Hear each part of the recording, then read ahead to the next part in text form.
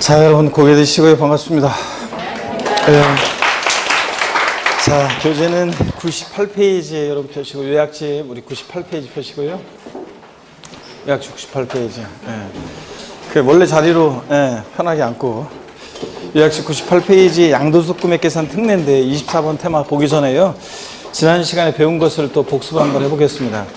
우리 지난 시간에 겸용주택 배웠죠. 그 1세대 1주택 비과세 요건을 갖췄는데 이게 주거와 주거 이외 용도에 겸용돼요. 그러면은 주택으로 보면 비과세고 상가로 보면 과세잖아요. 그럴 때 비과세 과세면적 계산하는 게 26회 시험 때 계산 문제로 나왔기 때문에 또 뭐 계산 문제로 나오거나 그럴 자세하게 나올 그럴 상황은 아닌 것 같고요.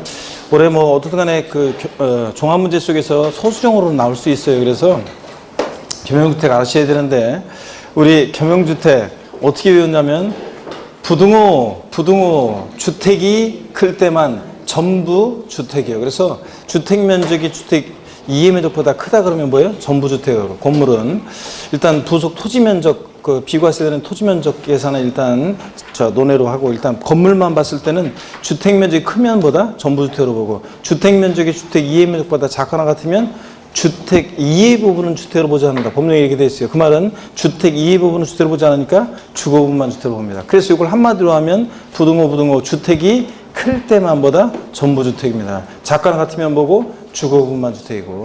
다 같이 에브리바디 여러분들, 자, 양도세 겸용주택 건물에 대한 비과세 과세면적 계산할 때 어떻게 배운다?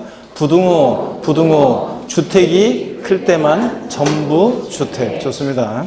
그 다음에 우리 저를 보세요. 다가구 주택도 배우는데, 다가구 주택이요, 여러 가구가 고정한 다가구 주택을 하나의 단위로 해서 통째로 양도하게 되면 1주택, 단독주택, 하나의 주택 양도로 봅니다. 그죠, 여러분? 근데 시험에 나왔던 것은 다가구 주택을 하나의 단위로 매매하는 경우에도 매 한 가구마다 독립한 1구의 주택으로 본다. O, X요? X입니다. 전체를 하나의 단위로 한다면 하나의 주택 양도로 보고요. 그 다음에 또 우리 양도소득세에서 우리 고가주택 배웠는데, 우리가 이제 부동산 임대업에서 나중에 이제 배우는, 또 지난 수련에 배웠던 부동산 임대업에서의 고가주택과 비교해야 되는데, 양도소득세에서 고가주택 그러면 실지 양도한 가액이 얼마? 9억 원을 초과하는 주택입니다. 그래서 이게 이제 비과세 요건을 갖추었다. 근데 자, 그러면 그래도 고가주택은 비과세를 배제하는데, 다만 양도차익 전액에 대한 비과세 배제는 아닙니다. 전액 과세한다. 양도차익 전액에 대해서 그래도 틀려요.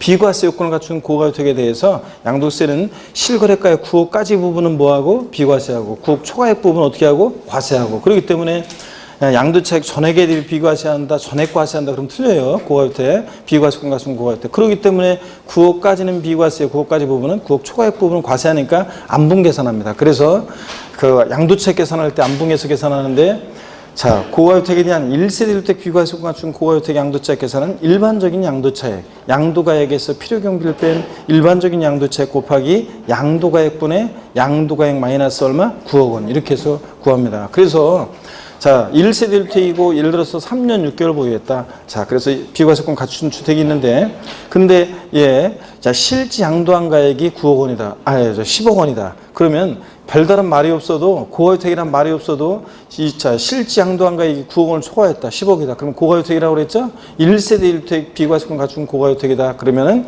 양도차익 계산할 때 필요경비가 만약에 8억이었다 그러면 실지 양도한 가액 10억. 그 다음에 필요경비가, 취득가액 등 기타 필요경비가 8억. 그러면 자, 일반적인 양도차익은 얼마예요? 양도가액에서 필요경비를 뺀 얼마? 2억 원. 곱하기 양도가액 10억 분의 10억 마이너스 얼마? 9억. 이런 식으로 해서 비과세권 갖춘 고가주택의 양도차익을 계산합니다. 장기 보유특별공제 계산은 안분 계산에서 구한 양도차익에다가 장기 보유특별공제 공제를 곱하는데, 양도소득세가 과세되는 1세대 1주택은 보유연수에다 몇 프로씩 장기 보유특별공제 공제를 곱한다고 그랬어요? 8%씩. 그래서 3년 이상 산업일만 보유했다면 83, 24, 양도차익 24%. 이런 식으로 해가지고 10년 이상 보유하면 양도세 과세되는 1세대 1주택은 최대 몇 프로까지? 80%까지 확대 적용합니다. 그래서 이렇게 해서 이제 계산하는 건데, 아직까지 장기 보유특별공제 계산까지는 정확히 못 하셔도 괜찮습니다. 나중에 여름에 이제 문제집에서 문제 풀면서 다 하시면 되고, 그 다음에 우리 양도소득세 계산한 계산 과정 보겠습니다. 자, 또 복습 한번 해보면, 오늘 비가 와서 그런가 저도 그냥 시간 빠듯하게 왔는데, 역시 여러분들도 시간에 되고 나서 오신 분들이 많네요. 오늘 좋습니다. 뭐 비도 오고 그냥 오늘 같은 날은 공부하기 딱 좋은 날이죠, 여러분들?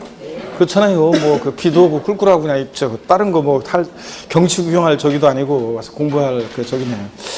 자, 여러분, 양도소득세 우리 계산하는 계산 과정 어떻게 외웠냐면 과세표 구하는 과정까지 머리 글자를 따서 외웠습니다. 어떻게 외웠습니까? 가, 필, 차, 장, 소, 기, 과입니다. 가불이 필요한 버스 차장은 경리과라고 하지 말고 어디로? 소기과라고 하라. 가, 필, 차, 장, 소, 기, 과예요. 이게 항상 머릿속에 있어야 되는데, 그래서 양도차익 계산할 때 양도가액과 그 다음에 양도가액에서 취득가액 등 기타 필요경비를 빼서 양도차익 구하는데, 그럴 때 양도가액과 취득가액 적용에 동일기준 적용 원칙이 있었습니다. 양도가액을 실거래가에 의하면 취득가액도 뭐에 의하고? 실거래가. 양도가액을 실거래가에 의하면 취득가액도 실거래가고, 양도가액을 기준시가에 의하면 취득가액도 뭐에 따른다? 기준시가에 따른다. 이런 거 우리가 그런 거죠. 양도차익 계산할 때 양도가액은 기준시가 적용하고 취득가액은 실거래가를 적용하고 이렇게 해서 계산할 수 있다 없다? 없다 그랬습니다. 그 다음에 양도가액에 의해서 취득가액이 결정되는 것이지 취득가액에 의해서 양도가액이 결정되는 것은 아닙니다, 여러분들. 그래서 뭐 가끔가다 그 어떤 이렇게 문제 보면은 취득가액을 실거래가에 의하는 때는 양도가액도 실거래가에 따른다. 이렇게 반대로 내는 경우도 있는데 어떻게 하여튼 우리 시험용 공부라는 것은 시험은 틀리게 하기 위해서 문제를 만들기 위해서 문제를 만드는 거니까 어차피 그런 식의 대비도 하시고. 그 다음에 양도차익 계산할 때 원칙적으로 양도가액과 취득가액은 실지 양도한 가액, 양도자 왕수에 관한 실거래가액을 적용하는 게 원칙인데 이 실지 양도가액과 취득가액이 불분명하다. 그러면 어떻게 해서 양도가액과 취득가액을 정합니까?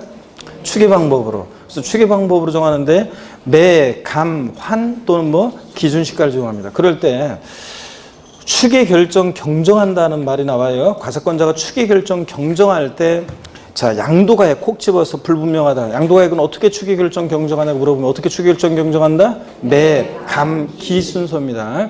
그 다음에 콕 집어서 취득가액이 불분명하다. 취득가액은 어떻게 추계 결정 경정한다? 매, 감, 환, 기 순서입니다. 순서 바뀌면 틀리고요. 순차로 적용합니다. 그럴 때 환산가액은 취득가액을 추계할 때만 적용하는 것이지 양도가액을 추계할 땐 적용하는 것이 아니라는 거 다시 한번 확인하고, 그 다음에 환산가액은 어떻게 구하느냐? 옛날 취득 당시 실지 취득한 가액이 취득 당시 가액이 불분명할 때 취득가액을 환산한 가격인데, 환산가격은 매매사의 감정가액이 없을 때 환산가액은 양도 당시, 이번에 파는 양도 당시 실거래가액 곱하기 양도 당시 기준시가분의 취득 당시 기준시가를 곱해서 구합니다. 이번에 파는 양도 당시 실거래가액이 3억, 양도 당시 기준시가 2억, 취득 당시니까 1억. 그러면 3억 곱하기 2분의 1이니까 환산가액은 얼마? 1억 5천. 이런 식으로 구하는 거라고 했습니다. 자, 그래서 환산가액 그렇게 구하고요. 매매사가액이라는 것은 이자산 양도일 또는 취득일 전후 3개월 내에 이자산 양도와 동일성, 유사성 있는 거래가격을 말하고, 자, 감정가액은 이자산 양도일 또는 취득일 전후 역시 3개월 내에 2개 이상의 감정평가업자가 평가한 그 신빙성인 것으로 인정되는 감정가액의 평균액을 말하고요. 이런 것들. 그 다음에 기준시가는 어떻게 일정되는지 한번 살펴봤습니다. 자, 그래서 국세과세 기준시가요. 지방세선 시가표준액으로 하고, 토지는 이걸 잘 모르는 것 같아가지고, 토지는 토지에 대한 기준시가는 개별 공시지가예요. 일반적으로 지역은 개별 공시가. 주택 같으면 개별 주택 가격이나 공동주택 가격을 우리가 주택의 기준시가로 하고, 건물 같은 것은 국세청장이 매년 1회 이상 여러 가지 것들을 고려해서 건물 신축 가격을 고려해서 정하는 어떤 기준에 의한 가격인데, 다만 지정 지역 내에 있는 오피스텔이나 상업용 건물은 원래 상가는 건물과 토지 기준시가를 따로따로 평가하는데, 얘네들 지정 지역 내에 있는 오피스텔이나 상업용 건물은 일괄 평가예요. 건물과 토지를 합친 가격으로 기준시가를 평가합니다. 이런 것들이 있었습니다. 하여튼 예, 기준시가고. 그 다음에 우리가 필요경비 우리가 산정 원리요. 취득가액을, 그러니까 양도가액을 우리가 총수익금액으로 해가지고, 총수익금액으로 해서 필요경비 빼서 양도차익 구할 때, 그럴 때 필요경비요. 취득가액이 확인이 된다. 실지 취득한 가액을 적용한다. 그러면 기타 필요경비는 자본적 지출액과 양도비용 합한금액을 필요경비로 하고. 그렇잖아요, 여러분들. 근데 취득가액이 불분명해서 취득가액을 매감한기 이렇게 추계해서 정할 때는, 취득가액을 추계해서 정할 때는 기타 필요경비는 자본적 지출과 양도비용 일일이 들어간 비용 적용하지 않고 어떻게 한다고 했습니까? 필요경비 계산공제액을 기타 필요경비로 한다고 했습니다. 그때 필요경비 계산공제는 필요경비가 계산공제를 나왔다. 며칠 되기 전에 가면 부정타한다? 3, 7, 1 이렇게 외웠습니다. 그래서 자, 3% 이거 맨 위에 어떤 겁니까? 토지 건물. 중간 7%는 어떤 거? 지상권, 전세권, 등기된 부동산 임차권. 지상권, 전세권, 등기된 부동산 임차권. 그리고 나머지 다 몇 프로? 1%. 그래서 3, 7, 1입니다. 등기된 토지 건물은 취득 당시 기준시가예요. 토지 같으면 취득 당시 개별 공시가, 주택 같으면 취득 당시 개별 주택 가격이나 공동주택 가격. 이 주택의 기준시가에 자, 또는 토지의 기준시가에 공제를 몇 프로? 3% 적용합니다. 만약에 취득 당시 기준시가가 어떤 토지가 건물이 만약에 1억 원이었다면 1억에 3%니까 얼마? 필요경비계산 공제액은 300만 원이 되는 거고, 미등기 양도하는 토지 건물의 경우 필요경비계산 공제 적용을 배제합니다. 그죠? 아니고 배제하면 안 되고, 자, 불이익은 있지만 등기된 것은 3%고 미등기 양도하는 토지 건물은 필요경비계산 공제율을 몇 프로 적용해? 0.3%. 1천분의 3 인정합니다. 요거 주의하고. 그 다음에 371 적용. 근데 취득가액을 저를 보세요. 매감한기 중에서 매매사의 감정가액이 없어가지고 취득가액을 환산가액으로 할 때는 취득가액을 환산가액으로 할 때는 환산가액 플러스 필요경비계산공제액 합친금액과 그 다음에 실제 들어간 자본적 지출액과 양도비용 합한금액을 비교해서 환산가액 플러스 필요경비계산공제 합친금액보다 실제 들어간 자본적 지출액과 양도비용 합한금액이 더 크면 이 금액으로 할 수 있다. 자, 이런 규정 있죠? 그 말은 양도차익을 최소화하기 위해서는 필요경비를 크게 하는 게 좋은 거니까 환산가액 플러스 필요경비계산공제 합친금액과 실제 들어간 자본적 지출액과 양도비용 합한금액 둘 중 큰 것을 필요경비로 선택할 수 있습니다, 여러분. 자, 이런 거. 그건 그 환산가액하고 필요경비계산공제 합친금액하고 실제 들어간 자본적 지출 양도비용 합한금액을 비교해서 선택하는 것은 취득가액을 매매사의 감정가액이 없어서 환산가액으로 할 때만 그런 거지, 취득가액을 불분명해서 매매사액이나 감정가액이나 기준시가로 할 때는, 그럴 때는 그냥 기타 필요경비는 무조건 필요경비계산공제액을 그 공제한 금액으로 합니다. 이런 것도 좀 주의하시고, 나중에 또 이런 거 알고 있는지를 확인할 수 있는 문제를 나중에 문제풀이 가면 여러분들이 또 보게 될 거고요. 그 다음에 또 지금 다 완벽하게 이해 못해도 어떤 것들은 잘 이해가 안 되고 좀 느껴지지 않고 그랬던 것도 나중에 이제 시간 지나가면 문제풀이 같은 거라든가 이런 거 문제를 통해서 또 이렇게 풀다 보면 아, 이게 지난번에 대충 이게 이런 거였구나 이렇게 또 알게 돼요. 그래서 지금은 너무 또 조금 완벽하지 않다 할지라도 걱정할 필요도 없고요. 그 다음에 여러분 이렇게 해서 우리가 계산을 하는데, 다만 우리가 양도가액을 실제 양도한 가액으로 할 때, 이걸 총수익금액으로 할 때, 다만 양도가액은 실제 양도한 가액인데, 양수가 아니라 실제 양도한 가액인데, 다만 그 특수관계 법인에게 양도할 때는, 시가라는 것을 법인세법 규정에 의한 시가라는 것을 실거래가액으로, 실제 양도한 가액으로 보는 경우도 있습니다. 등등. 그 다음에 또 시험에 또 작년에도 그렇고 또 몇 번 이제 나왔던 것이 필요경비 산정 원리에서요. 취득가액이 확인이 돼? 그러면 실제 취득한 거예요. 그럼 기타 필요경비는 자본적 취득과 양도비용 합한금액인데, 이때 필요경비 항목이 어떤 게 포함되느냐 안 하느냐, 그럴 때 취득가액은 매입한 가격, 내가 산 가격, 건물을 신축했을 때는 건설하는 데 소요되는 일체 비용을 우리가 취득가액으로 합니다. 그런데 이 매입가액에 현재가 차린 차감이라는 것은 포함해요, 제외해요? 현재가 차린 차감은 포함한다, 제외한다? 포함합니다. 그 10억, 10년 후에 준다고 할 때, 10년 후에도 10억 주면 안 되게 일시시켜야 되니까 1 플러스 아래 N년을 곱해서 이거 얘기했잖아요. 그 현재가 차린 차감은 그것도 내고 취득하는 거니까 포함하고, 그 다음에 부당행위 계산에 의한 시가초과액은 어떻게 하고? 제외합니다. 부당하게 계산된 거, 시가초과액 1억짜리, 시가 1억짜리인데 1억 5천에 형이 취득했을 때 시가초과액 5천만 원은 취득가액에 포함하지 않습니다. 폐 없이 잔존재화에 부과된 부가가치세 같은 거 환급 못 받기 때문에 이거 필요경비에 포함시킵니다. 폐 없이 잔존재화에 부과된 부가가치세 필요경비에 포함하고. 그 다음에 자, 이런 거예요. 취득하면서 납부한 취득 관련한 조세나 공과금 부대비용 포함하는데, 취득하면서 들어간 취득세, 등록면허세, 또 법무사를 통해서 등기하면서 법무사 비용, 또 컨설팅회사에 자문을 받아 취득했다 컨설팅 비용, 또 그 다음에 중개사를 통해서 취득했다 소개비 같은 이렇게 취득하면서 들어간 부대비용도 어떻게 한다? 포함합니다. 또 취득세나 등록면허세는 근데 납부 영수증이 없어도 필요경비로 공제받을 수 있어요, 없어요? 있다고 그랬습니다.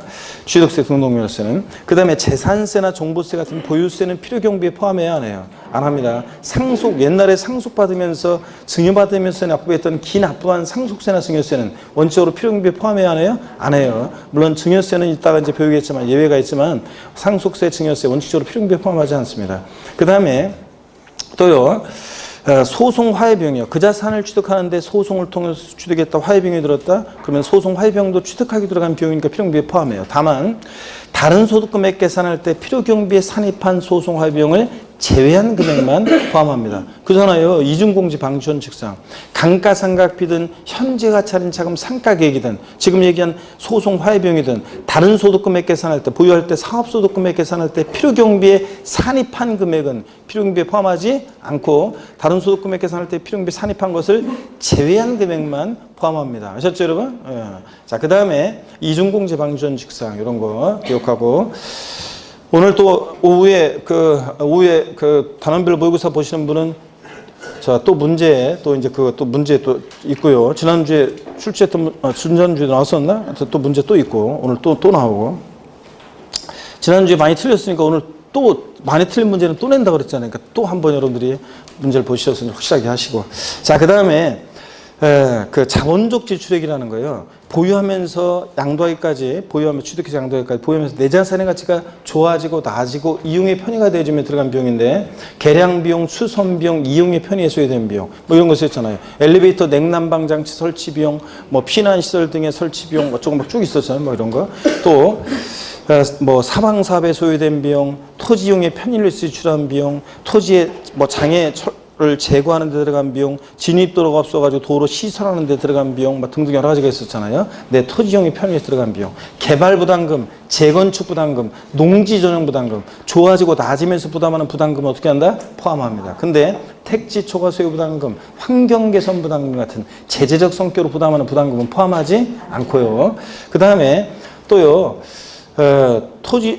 취득하고 나서 취득 후 소유권 관련한 소송 화해 비용 같은 것도 포함합니다. 내 법적 권리 행사 장애물을 제거하는 데 들어가는 그런 비용도 포함하고요. 그 다음에 또요, 여러분요.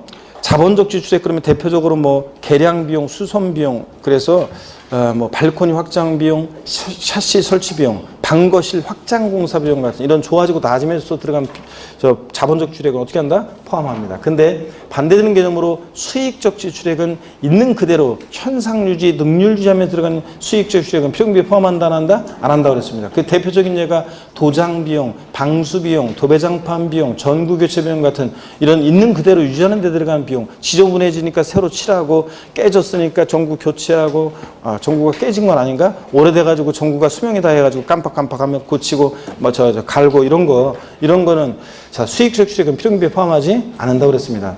또 토지 수용당에서 보상금이 작다고요. 토지 수용 보상금을 증액과 관련한 소송 화해 비용도 필요경비에 포함합니다. 증액 보상금을 한도로 해서 토지 수용의 경우에 보상금 작다고 토지 수용 보상금 증액과 관련한 소송 화해 비용도 다른 소득금액 계산상 필요경비에 산입한 것을 제외한 금액은 필요경비 어떻게 한다? 포함합니다.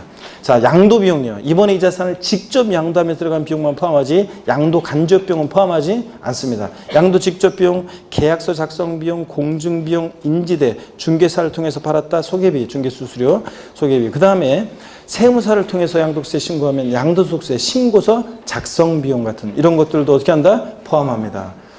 그 몇몇 분들은 잘 따라오시고 계시는데 몇몇 분들은 구경만 하셔가지고 나 혼자 또 복습 외우는 아침부터. 자, 여러분. 기억하려고 잘 노력을 하십니다. 자, 그 다음에요. 또 복습을 해보면 양도 비용이에요. 채권 매각 차손이요. 국민주택 채권 같은 거 만기 전에 금융기관 등의 양도함으로 발생하는 이 채권 매각 차손, 속칭 와리깡 비용도 어떻게 한다? 포함한다고 그랬습니다. 사람들이 관행적으로 다 이렇게 하기 때문에. 근데 제가 오늘 추록에도 아마 집어넣은 것 같기도 한데 추록에도 집어넣은 것 같은데 자, 여러분 절 보세요. 오늘 추록 나눠드렸죠, 제가? 아직 안 나눠드렸나? 네, 요거 정오표 나눠드릴게요, 정오표. 절 보세요, 여러분들. 뭐냐면, 작년 시험에 나왔던 것이 요약집에 제가 이제 넣을까 말까 하다가 이렇게 정오표로 집어넣었는데요. 뭐냐면 금융기관 외의자에게 양도했을 때 채권 매각 차손 같은 거는요.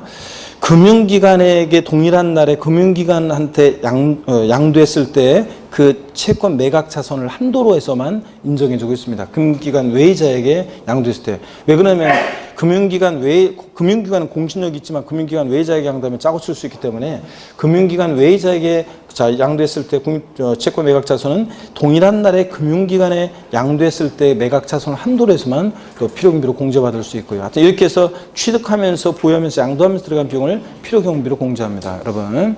자, 그 다음에 양도차익 계산했어요. 그러면 가필, 장, 소잖아요. 양도소득금액 구하기 위해서 장, 양도차익에서 공제되는 장기 보유특별공제액이요. 장기 보유특별공제는 자, 잘 보세요.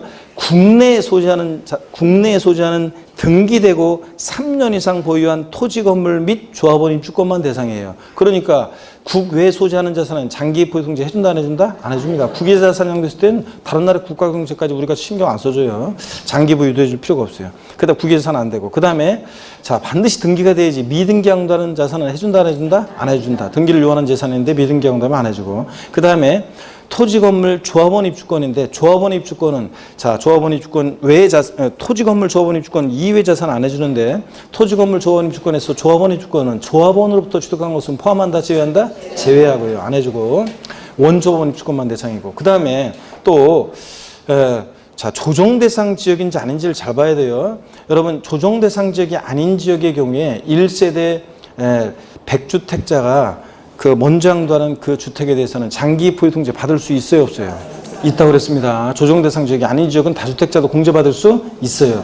조정 대상 지역만 1세대 2주택 또는 3주택 이상 다주택자는 입주권 포함해서 주택 수합이 2개 이상이다. 그럴 때 먼저 양도하는 주택에 대해서는 조정 대상 지역 내 주택이면 장기공제 해준다, 안 해준다? 안 해줍니다. 그리고 또 이런 걸 물어보는 분들이 계시는데 자 주택 하나는 여러분 같으면 여기 광명시에 조정 대상 지역 내 주택 하나가 있고요. 또 예를 들어서 뭐 경기도 부천시에 조정 대상 지역이 아닌 지역에 주택 하나가 있어요. 그럴 때 부천에 있는 조정 대상 지역이 아닌 주택을 양도할 때는 자 장기 보유통제 받을 수 있어요, 없어요? 있습니다, 여러분들. 자. 하나는 조정대상 지역 내 주택이고 하나는 조정대상 지역이 아닌 주택의 소유예요. 조정대상 지역 내에 소지하는 주택을 먼저 양도할 때 그때 장기 보유통제가 배제되고 그 다음에 세율도 이제 추가 세율이 적용되고 할증 세율이 적용되고 이런 거지. 조정대상 지역이 아닌 주택을 먼저 양도할 때는 자, 요 장기 보유통제 이런 거 받을 수 있습니다, 여러분들. 그것도 오해 없으시기 바라고 실무적으로도 그렇고. 자, 그 다음에 또요, 우리 장기 보유통제 공제액은 자 어떻게 공제하느냐 차장이니까 장기 보유공제액은 양도 차익에다가 공제를 보유한별로 공제를 적용하는 거지 양도 가액에 공제를 적용한다. 양도 소득금액의 공제율을 곱한 금액을 장기 보유특별공제액으로 한다. X입니다. 차장이니까 양도 차익에다가 보유한별로 공제를 적용하는데 일반적인 토지 건물 같으면 보유 연수에다 몇 프로씩? 3%씩. 3년 이상 4년 미만 보유했다. 3, 3은 9는 아니고 처음에 시작은 양도차익이 몇 프로부터? 10%부터. 그 다음부터는 이제 보유 연수에 3%씩 적용해서 5년 이상 6년 미만 보유했다. 일반적인 토지 건물은 어떻게 한다? 양도 차익에다가 3, 5, 15, 15%. 10년 이상 보유하면 30% 공제합니다. 자, 그 다음에 양도소득세가 과세되는 1세대 1주택이요. 1세대 1주택이고 3년 이상을 보유했는데도 장기 보유공제를 받을 수 있느냐? 있다고 그랬죠? 자, 고가주택 같은 애들. 양도소득세가 과세되는 1세대 1주택인 고가주택은 장기 보유통제를 왕창 해줍니다. 보유연수의 몇 프로씩? 8%씩. 그래서 3년 이상 4년 미만이면 83, 24% 양도차익에. 이런 식으로 해서 10년 이상이면 몇 프로까지? 80%까지 확대 적용해 줍니다, 여러분. 자, 그래서 다시 그 시험에 기출이 됐던 것이 양도소득세가 과세되는 1세대 1주택인 고가주택 2년 6개월 보유의 경우에도 장기 보유특별공제는 공제 적용받을 수 있다. OX요. OX요. X입니다. 제가 뭐라고 그랬어요? 2년 6개월 보유니까 3년 보유를 못했으니까 공제받을 수 있다 없다? 없습니다. 자, 3년 보유했다 그러면 이제 당연히 양도세 과세는 1세대 주택인 고가주택 장기공제 받을 수 있는 거 왕창. 그 다음에 비고자가 국내에 소지하는 자산을 양도했을 때 장기 보유통제 받을 수 있어요 없어요? 있어요 없어요? 있습니다. 비고자가 우리나라 국내에 있는 자산, 비고자가 국외 자산 양도하면 애초에 우리하고 관계없는 거고, 마돈나가 미국에 있는 부동산 팔았을 때 우리하고 뭔 관계가 있어요. 근데 마돈나가, 비고자가 우리나라 국내에 있는 자산을 양도했을 때 장기분제 받을 수 있다 없다? 있습니다. 10에서 30% 받을 수 있어요. 다만 양도세 과세되는 1세대 1투액에 대한 이 장기 보유등재 확대 적용 24에서 80% 이거 해준다 안 해준다? 안 해줍니다. 이것만 배제되는 거지 10에서 30%는 받을 수 있어요. 비고자가 국내 자산 양도했을 때. 그죠 여러분들? 자, 그 다음에 또 봅니다.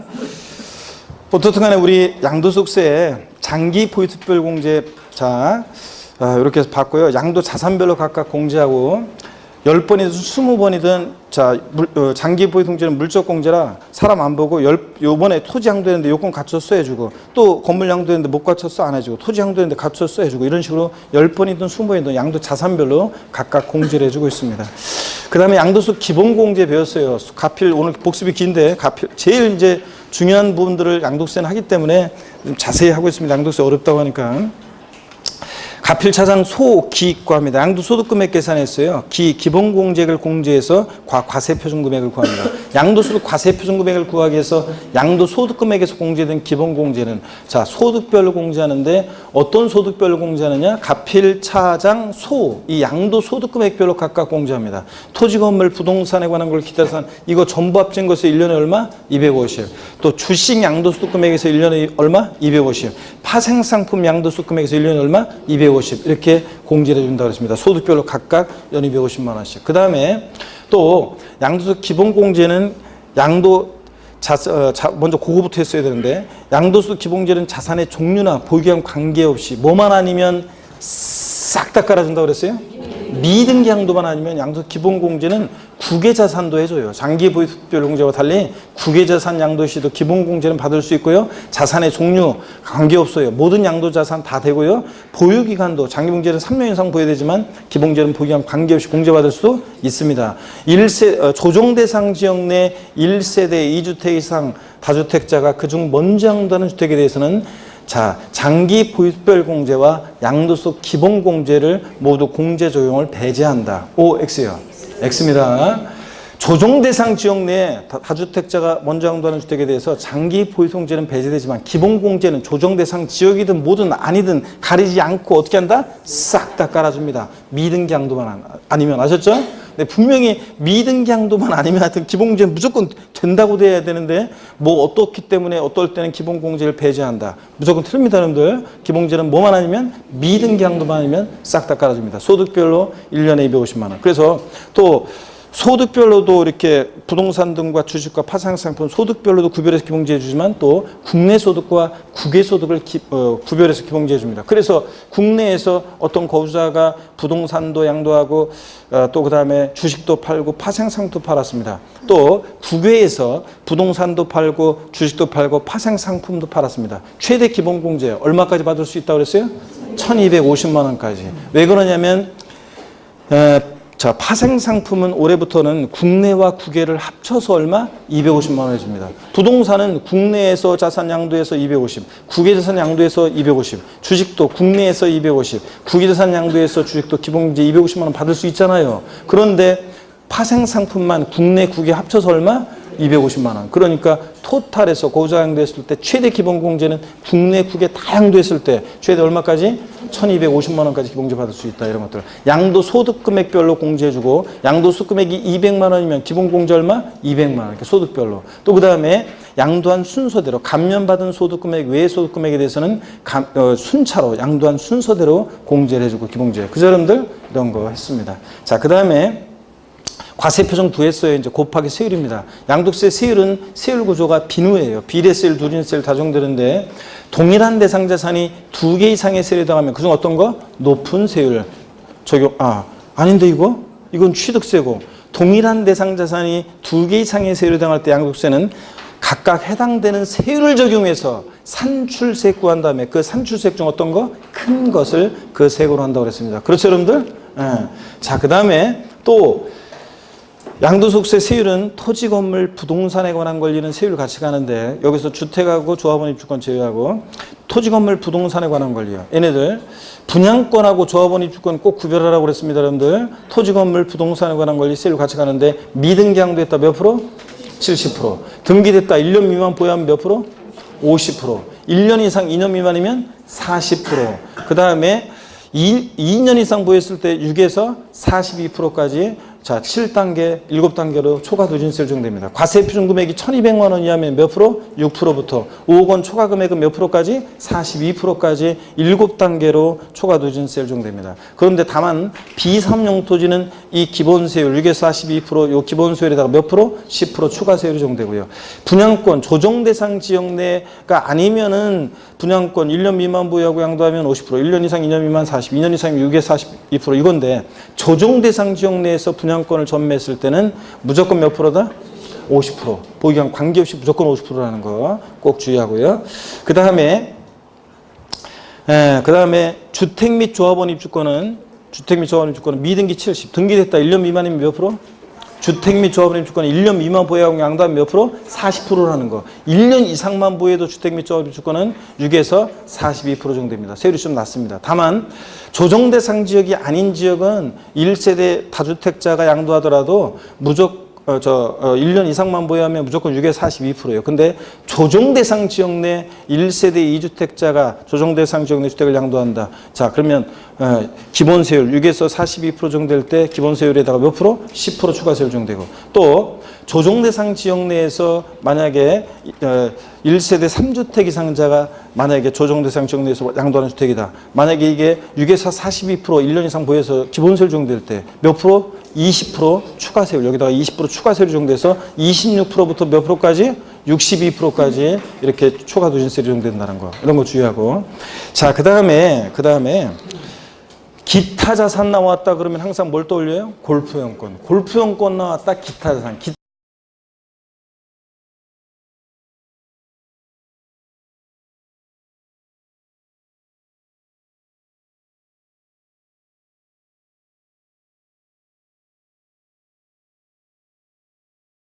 2% 추가 누진세율이 적용됩니다. 네? 여러분들. 자, 그리고 잠깐 하나 또 좀 수정할 게 있어요. 제가 정오표에 오늘 나눠드리면 정오표에 다 있을 건데요. 97페이지 한번 봅니다. 97페이지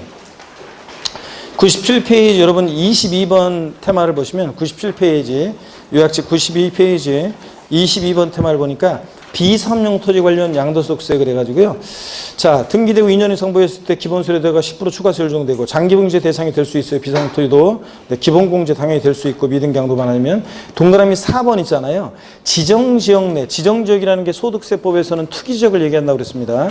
이 투기지역, 소득세법상 지정지역 내 비삼용 토지는 기본세율 6에서 42% 여기다 10% 가산한 세율 적용한다고 돼 있잖아요. 여기다가 좀 추가를 합니다. 뭐라고 하냐면 제가 기본세율, 지금 요건 기본세율, 자, 기본세율 6에서 42%, 여기다가 이제, 자, 10% 추가세율 적용한다고 그랬잖아요. 10% 추가세율 적용한다고 그랬는데, 그래서, 에 10% 가산한 세율 적용한다고 그랬잖아요. 에 10% 이렇게 돼 있잖아요. 그러면 여기다가 묶어놓고요. 요걸 또 여기다 앞에 묶어가지고, 이렇게 묶어가지고, 여기다가 플러스 10%입니다. 그러니까 실질적으로는 지정지역 내 비삼용 토지를 양도하게 되면 6에서 42% 원래 비삼용 토지는 10% 이렇게 적용되잖아요. 여기다가 플러스 10%. 그러니까 여기서 6에서 42% 여기다가 실질적으로는 20%를 추가 할증하는 세율이 적용된다는 얘기죠. 결국은 실질적으로는 26%부터 62%까지 적용될 수 있다는 얘기인데 어떤 간에 기본세율에다가 10% 여기다가 플러스 10% 세율이 적용됩니다. 지정지역 내 비상품 토지를 양도할 때는 요거 플러스 10% 추가합니다. 묶어놓고서. 예? 여러분. 그러니까 추가하는 것은 지금 여기다가 묶어가지고 자, 플러스 10% 한다는 거예요. 요거. 이렇게. 됐습니까, 여러분? 예. 자, 그렇게 하시면 되겠습니다. 그래서 가로 안에 보니까 또 가로 안을 또 하나를 더 수정해야 돼요. 가로 안에 보니까 이 경우 해당 부동산 보유기간이 2년 미만인 경우에 기본세율의 10%를 더한 세율. 거기 또 묶어요. 기본세율의 10%를 더한 세율 묶어놓고 여기다 또 몇 프로? 10%. 이렇게 플러스 10% 해놓습니다. 자, 그래서 이 경우 해당 부동산 보유기간이 2년 미만인 경우에 기본 세율의 10%를 더한 세율, 여기다가 플러스 10%, 요걸 더한 세율을 적용해서 계산한 양도세 산출세액과 40% 또는 보유기간에 따라서 50% 세율을 적용하는 경우에 계산한 양도세 산출세액 중 하여튼 동일한 대상이 2개 이상의 세율을 당할 때는 복잡하게 생각할 것 없이 어떤 거? 큰 것을 그 세액으로 합니다. 이게 결론입니다. 하여튼 헷갈릴 거 없어요. 뭐라고 하는데 2개 막 이렇게 복잡하게 돼 있으면 그중 어떤 거? 큰 세액을 자 양도세 산출세액으로 합니다. 큰 걸 적용한다는 거. 이렇게만 하시면 됩니다. 자, 그 다음에 고개를 듭니다. 23번 테마는 별표시 2개 썼었잖아요. 자, 절 봅니다. 부동산을 미등기양도했을 때 비과세 감면 다 배제하고요. 그 다음에 장기 포유통제 기본공제를 다 배제합니다. 그러니까 또 최고세율 70% 정도 되고요. 그럼 미등기양도하면 장기 포유통제 기본공제가 다 배제되니까 미등기양도하는 자산은 양도 차익과 양도소득 과세 표준금액이 어떻게 한다? 일치한다고 그랬습니다. 가필차장 아니 우리 했잖아요. 자, 미등기양도하는 자산 우리 가필차장 그 다음에 소기과해서요. 자, 그래서 여기서 미등기양도하는 자산은 장기 포유통제도 배제되고 기본공제도 배제되니까 빼는 게 없으니까 미등기양도하는 자산은 양도차익과 양도소득금액이 일치하고 양도소득금액과 과세금액이 일치하고 미등기양도하는 자산은 양도차익이 곧 뭐가 된다? 양도소득 과세표준금액이 된다. 미등기양도하는 자산은 양도가액에서의 필요경비를 빼서 양도차익 계산했더니 1억이다. 과세표준금액이 얼마다? 1억 이렇게 해서 했었죠 여러분들?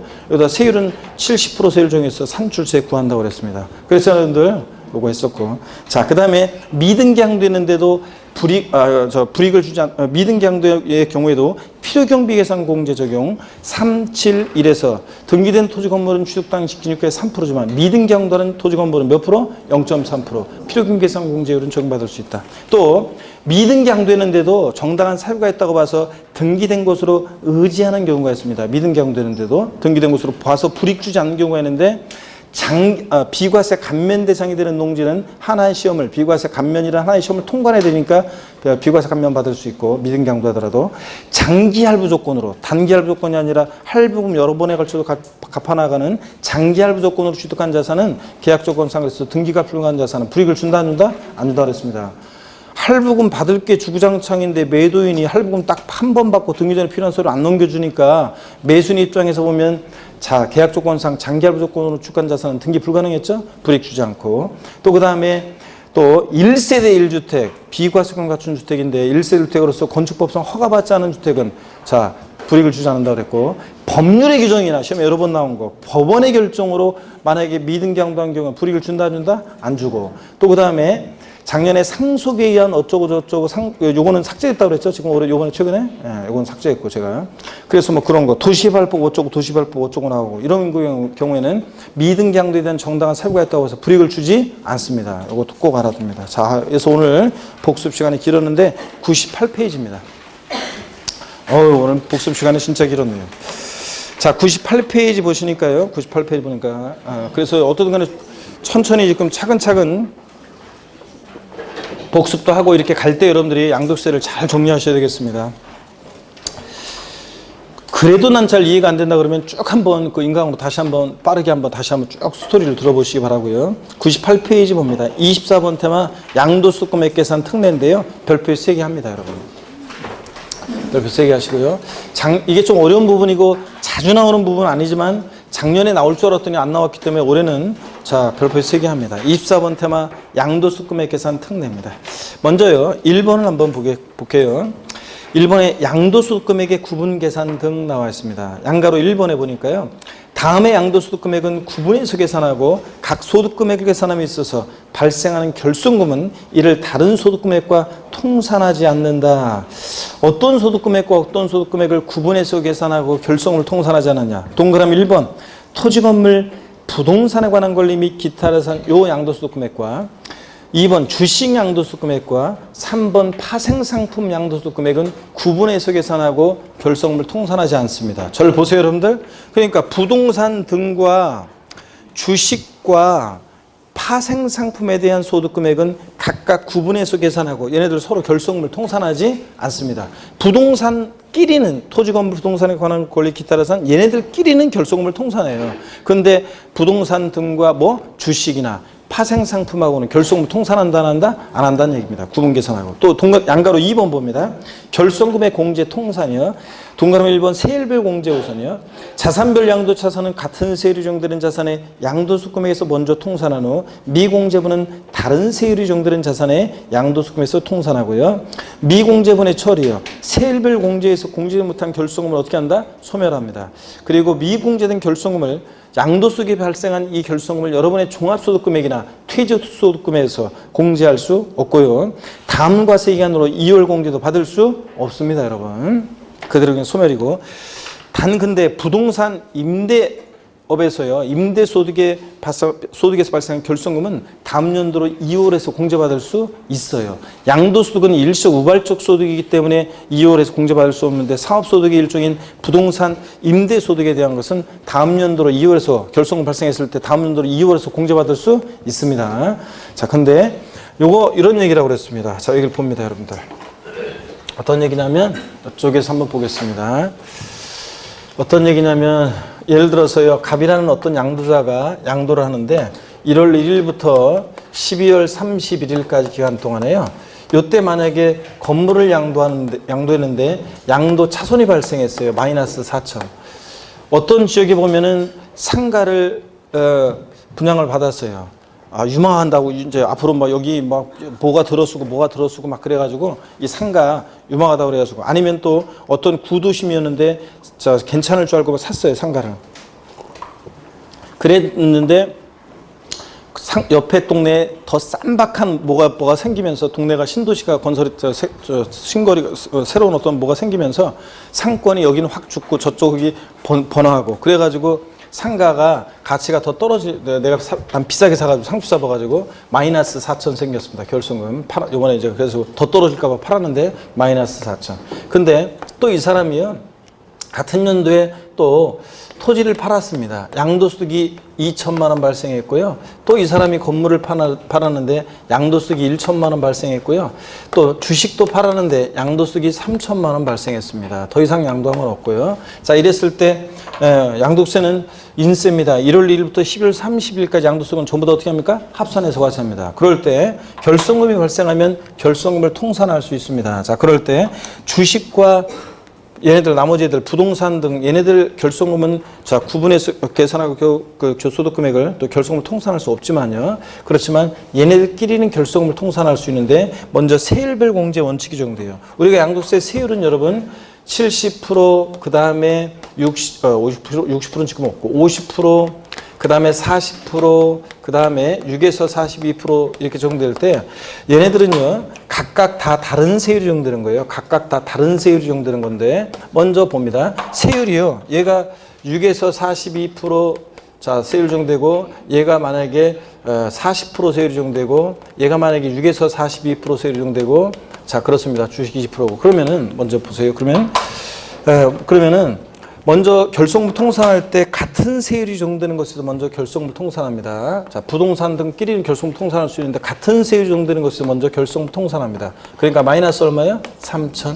자, 그 다음에 같은 세율이 적용되는 것에서 먼저 결손금 통산하고, 그래도 남는 게 있으면 다른 세율이 적용되는 것에서 결손금을 통산할 수 있습니다. 자, 그러니까 얼마요? 마이너스 1천. 자, 주식과는 결손금 통산할 수 있다 없다? 없고, 주식에 대해서는 양도세 부과되는 거고. 그럴 때 자, 세율별 공제에서 공제 못한 이 결손금은요, 여러분의 종합소득금액이나 퇴직소득금액에서 결손금을 통산할 수 있다 없다? 없다. 다음 연도로 2월에서 공제받을 수 있다 없다? 없다는 얘기입니다. 그런데 시험에 나왔던 것은, 최근에 몇 년 전에 나왔던 것은 세율별 공제에서 공제 못한 결손금은 5년 범위 내에서 2월하여 공제받을 수 있다. O, X요. X입니다. 세율별 공제에 의해서 공제 못한 결손금은 그냥 소멸이지 다음 연도로 2월에서 공제받을 수 없습니다. 근데 아까 얘기했듯이 부동산 임대 소득에서 발생한 결손금은 다음 연도로 2월에서 공제받을 수 있다 없다? 있습니다. 부동산 임대 소득에서 발생한 결손금과 구별하셔야 되고요. 자, 그 다음에 이제 여러분 2번에 보니까요, 배우자 및 직계존비속간 증여받은 자산에 대한 이율과세 특례요. 작년에 제가 여기서 나올 줄 알았더니 안 나왔는데요. 여기 이제 어떤 거냐 그러면은 요거하고 이제 또 그 다음에 그 99페이지 3번에 양도소득의 부당행위 계산 부인 특례 있잖아요. 요거하고 이제 비교해가지고 쫙 설명을 드려야 되는데 요거는 쫙 이제 저기부터 시작해가지고 쫙 설명을 드리고 비교해서 지난 순환에 배우자 직결 속한 이율과세 특례만 배웠고 자 부당행위 계산 특례는 자 지난 순환에 배우지 않았어요. 3, 4월 달에 오늘은 다 배우고 다 비교해서 쫙 설명을 다 드리도록 하겠습니다. 자 그러면 잠시 여러분 쉬었다가 본격적으로 이어서 보겠습니다.